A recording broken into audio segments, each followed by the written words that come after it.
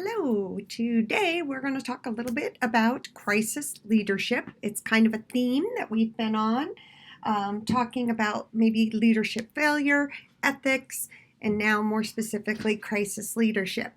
So this lecture today is pretty short, but it should help you in terms of your assignment or your case study posting. So what I am looking for again in the case study posting, and that really is your activity. That day you have until 11:59 p.m. to submit multiple things to the discussion board. So the first thing you have to do is to submit a leadership failure or crisis. You need to tell us a little bit about that crisis and what happened. Then you need to read other folks' case studies and give one or two leadership suggestions to each case study. Well, to three. You just have to pick three and give a leadership critique. So you're doing those two things. You're posting one crisis and then you're responding to three others. All right, so again, how do you find a leadership failure? What is a crisis? In the ethics video, I tried to give you a bunch of ideas, and wonderful for us that this chapter pretty much tells us what leadership crises are. So let's take a look at what kinds of events you're looking for. You are looking for anything, okay, that is one of the following. All right, the first one, public perception, and your book defines all of these and talks about them pretty straightforward, so I'm not going to spend too much time. But the public perception of the company has somehow been damaged or is not good. And this can even come from a product or a service. I'm thinking about food companies. Actually, Chipotle had a crisis. Jack in the Box has had many crises. There's been and a lot of people didn't eat at Chipotle for a long time because they felt the perception was such that it was not a safe place to eat.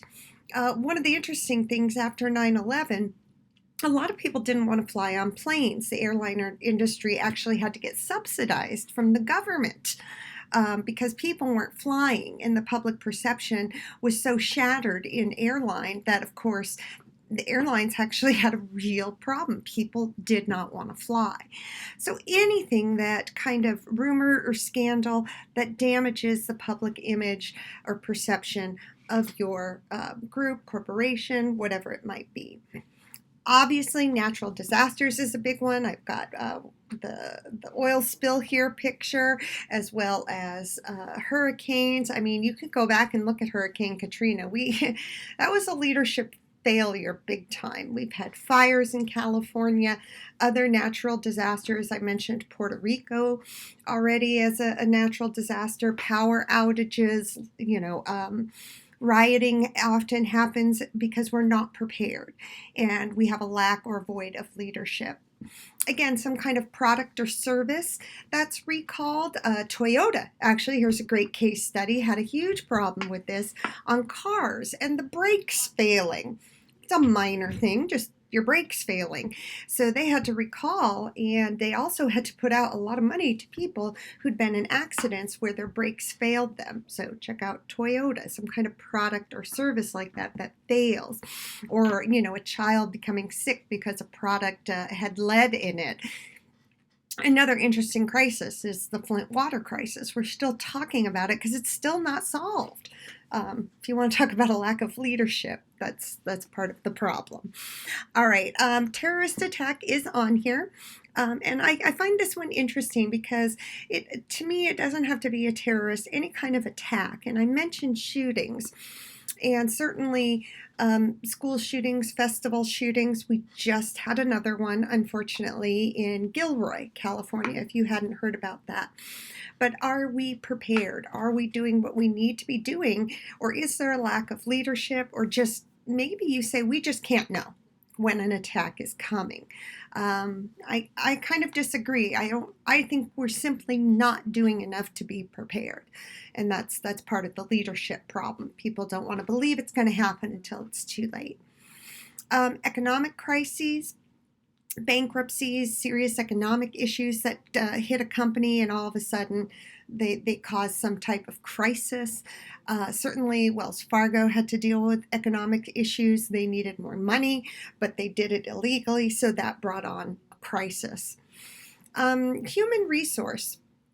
Certainly, this can be a crisis of just personnel. I actually did some consulting for a company, and it was kind of funny. Their motto was like, "We're dependable," and they didn't have enough people working for them. They couldn't get enough people to service their clients, so they weren't dependable at all because they internally did not have the people they needed to do the work. Even in higher education, we somewhat have a human resource crisis. Why are your classes so big? There's no money to hire people, so you can have smaller experiences. So usually they start getting tied together, but obviously industrial, any kind of industrial accident, not just chemical and oil, but anything industrial that happens at a plant or something that doesn't, we talked about nuclear, I mentioned Chernobyl, anything like that. Transportation. There's actually several great case studies here where trains derailed, or I think it was one train driver just fell asleep, and the train Amtrak crashed. This was in LA, I believe, and he killed people. So transportation happens. And anything outside the environment that can happen. So there are numerous types of crises. I guarantee if you were to start looking for some of these, you will find them. Remember, you're looking for not a personal experience, an actual company, corporation, or identity who has had one of these types of crises. You're telling me what happened in the crisis, and then giving some leadership advice on everybody else's crises. Well, and you have to pick at least 3 to comment on. Okay, so what should we be doing? Well, let's talk about some of the things that happen, especially from a communication standpoint. Most people don't do anything pre-crisis. We don't plan at all. This is, if you take any kind of conflict or crisis communication course, which we do have here, a whole course in it, this pre-crisis will probably be emphasized a lot because it basically says we don't prepare. We don't have a plan. A lot of companies do not have what we call a CMT plan, or a crisis management, plan that they can put into order. And this is part of the problem. And some of the crises that happened, there's no plan for what to do. So even when people tell you be prepared for an earthquake, are you? Do you have your earthquake kit prepared and sitting in the garage or wherever you need it? Certainly at our house we do. We have our earthquake kit. I have to check it regularly, though, to make sure everything in it is good. It's got toothbrushes, it's got water, it's got toilet paper, it's got cups, everything maybe that we might need if there was a major earthquake. All right, then a crisis happens, and usually this is unexpected, maybe unknown. But a few things begin to happen from a communication standpoint. And this is something to also focus on. You might identify if one of these functions happened in these case studies you're commenting on. The very first thing that happens is a narrowing of the cognitive process. So we begin to narrow down who we think should get information. It kind of, instead of letting information flow and telling everybody, wait, we're in a crisis, we need help, we do the exact opposite. We narrow it down and try to let just a few people handle it so it doesn't, quote unquote, get out. And this can be a real negative because eventually it probably is going to come out. So go back to the ethics and information lecture. Tell people what's going on in a crisis. One of the groups during the regular semester gave theirs on a plane engine that had blown, and nobody told them what was going on. They just knew the plane was shaking, and the flight attendants couldn't tell them. Nobody knew. The pilot didn't come on and make an announcement. I can't even imagine being in that situation and not getting information, not knowing what the heck is going on. Are we going to crash? So we do this narrowing down, or we're going to try and keep it hush-hush just among the people, and we actually don't spread information, and that can actually hurt the crisis quite a bit, because there may be people who could help and take care of it more quickly, which ultimately could make it less damaging. We also tend to distort information, and what we mean by that is it gets out of control. So if we found E. coli in one piece of broccoli, nowadays we would have to recall all broccoli. And if you sold more than broccoli, this is where information distortion might come in. We'd have to say, well, I heard their lettuce has it too, and their radishes too, and we distort information, especially when it's not released about what really happened. And this is how rumors get started.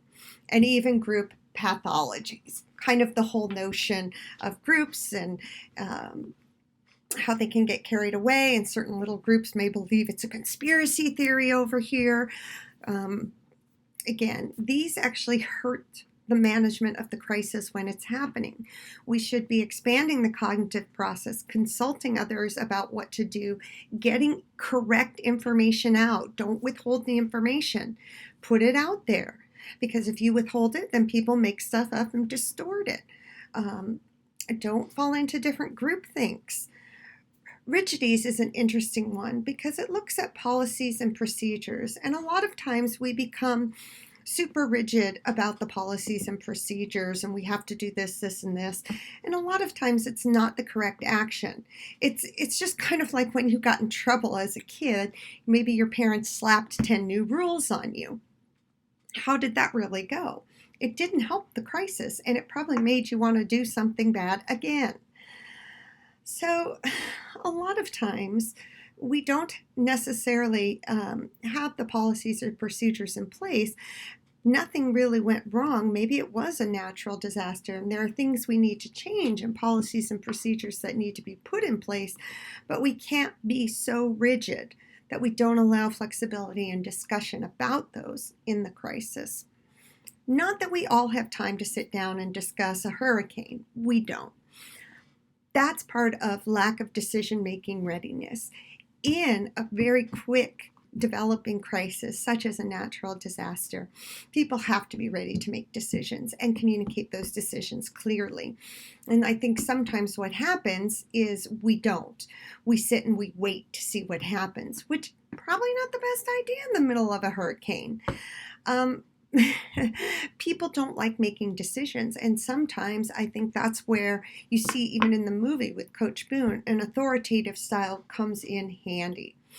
A lot of crises actually need an authoritarian, someone who can make decisions, command people what to do, and get things taken care of. You don't want, I fell off a roof. It was not good. I broke my ankle in 13 different places. I broke my leg. I'm in serious pain. Maybe I'm going to die here. I didn't, but this is not a time for a conference. I need medical professionals who can make decisions about what needs to be done, what needs to be treated first. Do I need to go to the hospital? Do I need surgery? I don't want to sit there like that for 4 days while we figure out what I need.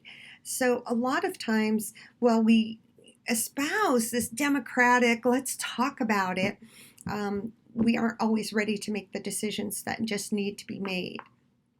And even if we do make a decision, sometimes we implement future failures of it, of actually doing that, of actually following through and doing what we said we need to do. And then we have post-crisis.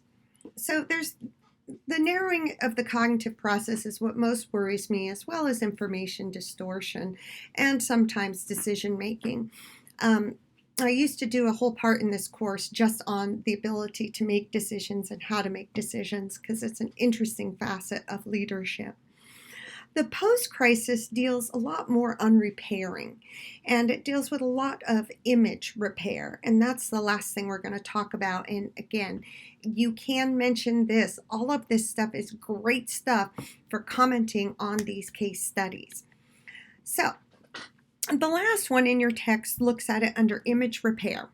In the discipline, we call it apologia, which is a big fancy word for the art of apology or trying to say you're sorry.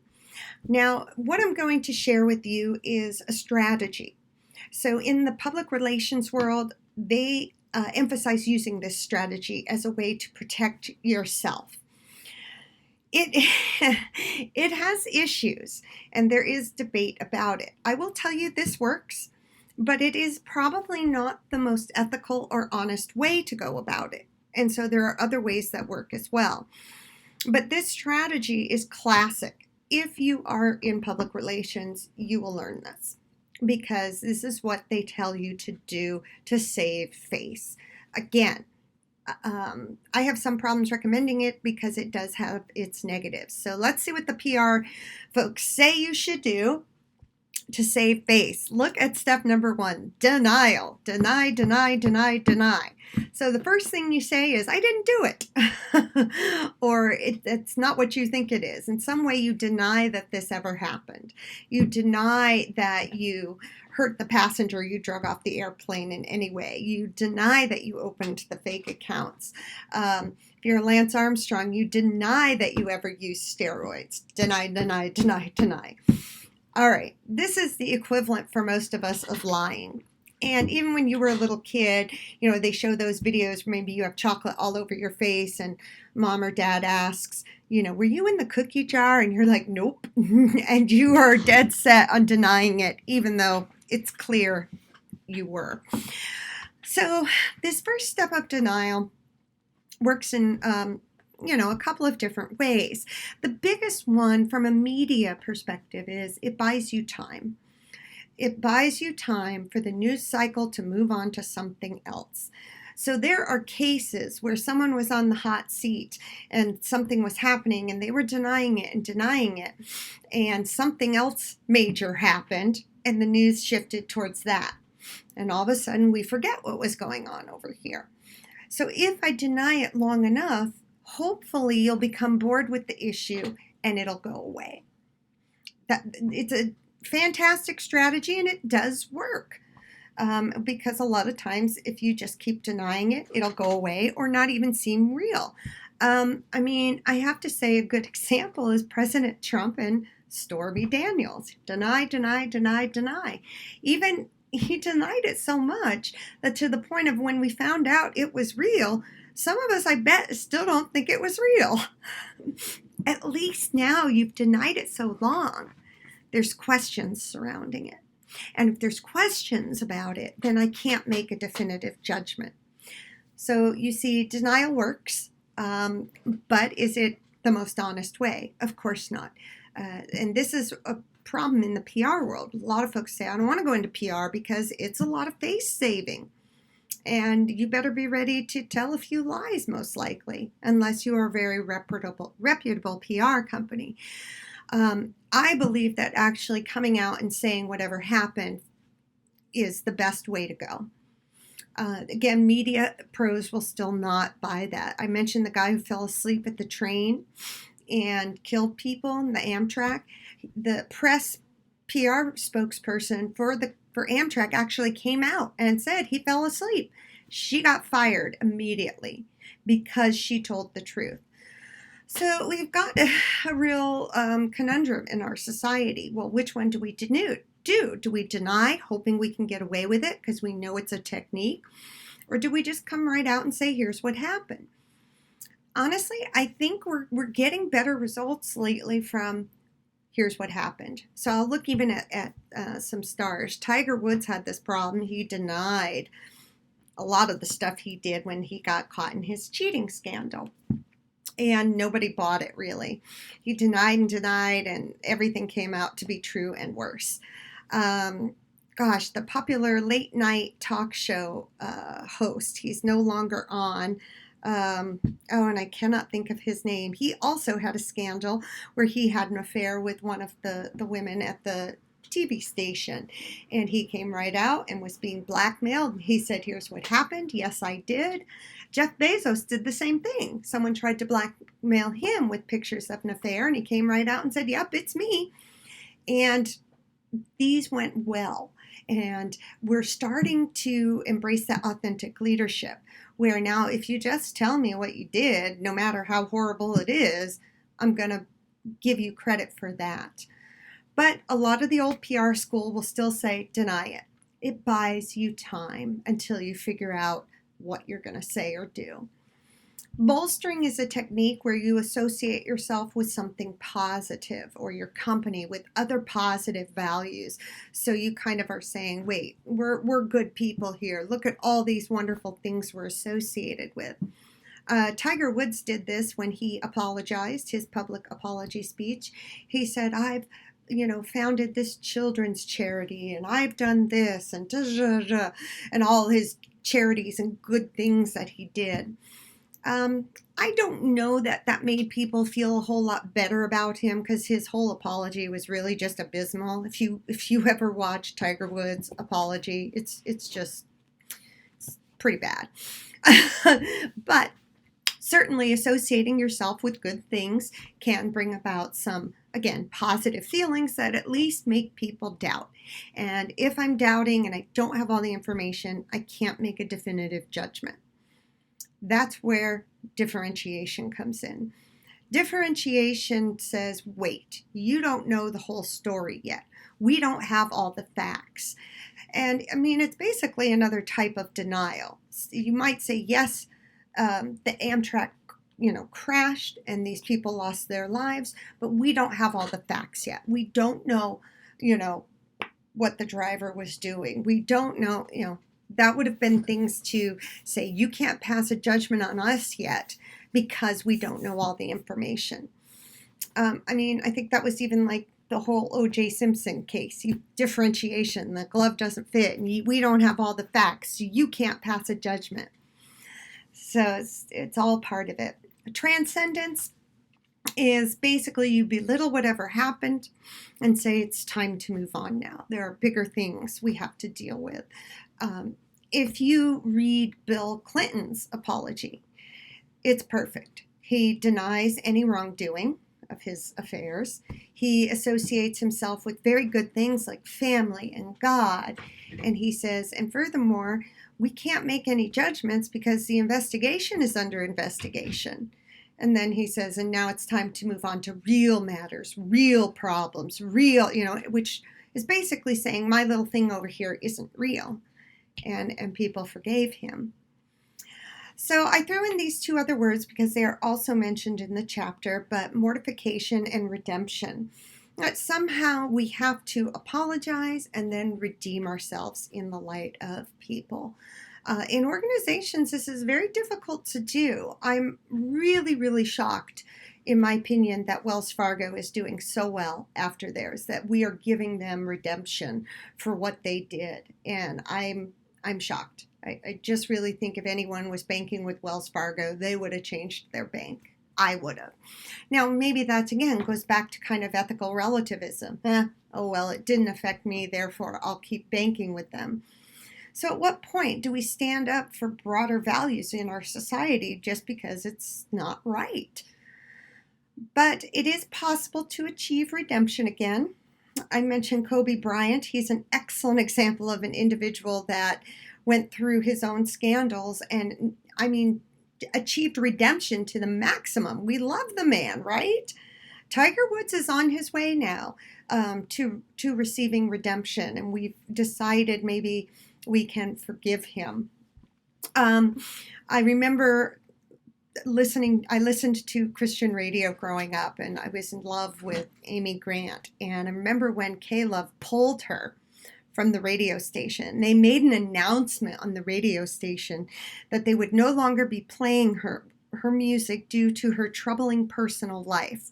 Oh, scandalous. She was getting a divorce, so they pulled her music. Mortification, man, right there. Let's just, golly.